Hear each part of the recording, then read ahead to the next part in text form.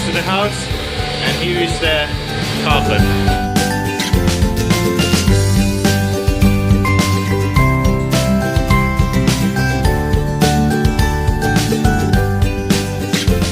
Here it is, you can see difference against the wall and the furniture we did already.